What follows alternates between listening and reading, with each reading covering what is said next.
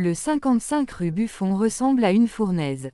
Depuis le matin, le thermomètre dépasse les 43 degrés et chaque respiration est un effort. Les rideaux sont tirés, les ventilateurs tournent à plein régime, mais rien n'y fait, la chaleur colle à la peau comme un poids invisible. Benjamin consulte son téléphone, alerte, vigilance noire, sur toute Île-de-France. Paris est bloqué, saturé de voitures et d'angoisse. Ce soir, la BS Family doit descendre dans le sud, mais la ville semble vouloir les retenir. 16 h. Dans le salon, Sandra s'évente avec un cahier, Théodore à moitié nu dans ses bras, Inès joue en silence. Vanto, assis près de la fenêtre, observe le ciel. On part quand même ce soir, demande-t-il. Benjamin se rapproche, lui pose une main rassurante sur l'épaule. Oui, mais pas avant que tout soit prêt. On ne laisse rien derrière nous. Dehors, 2 trafics 9 places attendent, moteur refroidi sous le soleil brûlant. David a déjà commencé à réorganiser l'espace, siège baissé, tapis posé pour protéger les cartons.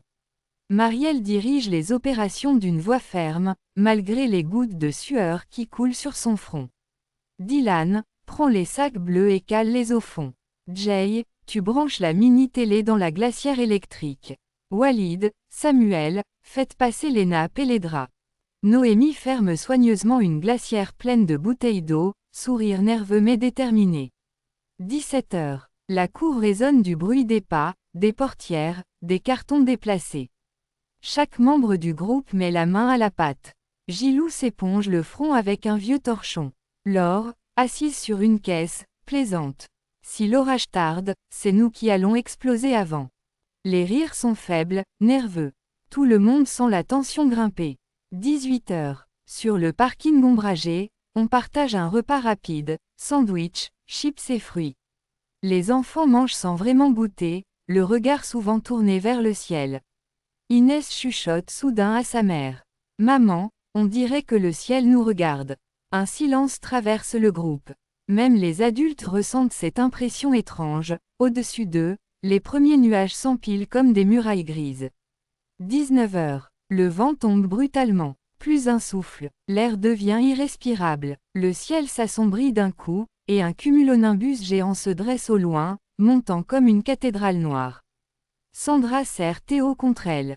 Ce soir, il faudra être courageux, murmure-t-elle.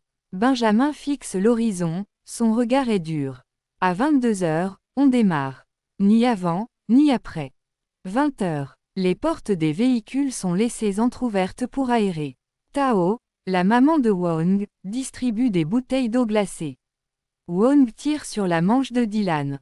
J'ai peur. Dylan lui répond en souriant malgré la sueur. T'inquiète pas, petit, on est ensemble, et on sortira de là. 21 h. Le ciel devient presque noir.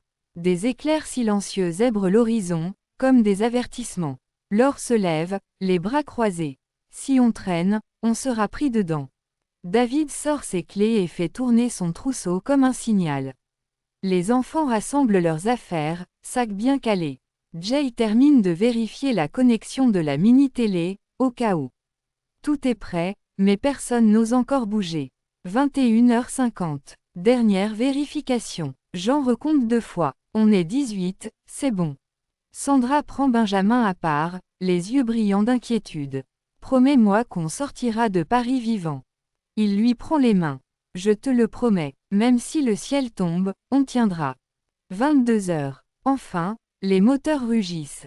Les 2 trafics quittent le 55 rue Buffon, phares allumés, vitres fermées. Derrière eux, Paris suffoque dans la chaleur. Devant eux, l'horizon s'embrase de lueurs électriques. La route sera longue, dangereuse, mais ce soir la BS Family affrontera la tempête ensemble.